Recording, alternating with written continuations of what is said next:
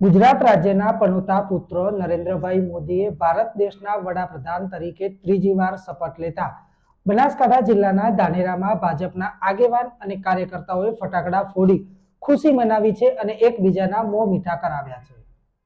દેશમાં ત્રીજી વખત નરેન્દ્રભાઈ મોદીની સરકાર બનતા લોકોમાં આનંદ જોવા મળ્યો હતો. આજે એનડીએ સરકાર દ્વારા સાંજે 7 વાગે વડાપ્રધાન નરેન્દ્રભાઈ મોદીએ શપથ ગ્રહણ કર્યા હતા અને તમામ કેબિનેટ મંત્રીઓએ પણ શપથ ગ્રહણ કર્યા હતા.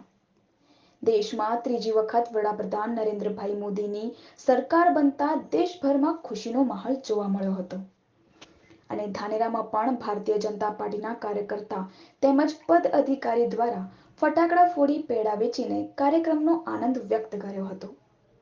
આ પ્રસંગે ધાનેરા વિધાનસભાના આગેવાન ભગવાનદાસ પટેલ, તરુણભાઈ મોદી, મંત્રી જેબી રાજપૂત, એપીએમસીના ચેરમેન વિરલભાઈ પટેલ, અનિલ રાઠોડ, પ્રેમાભાઈ પટેલ, ભારતીય જનતા પાર્ટીના યુવા મોરચાના કાર્યકર્તા તેમજ મહિલા મોરચાની બહેનો હાજર રહ્યા હતા અને આમ મોટી સંખ્યામાં લોકો હાજર રહી કાર્યક્રમને સફળ બનાવ્યો હતો.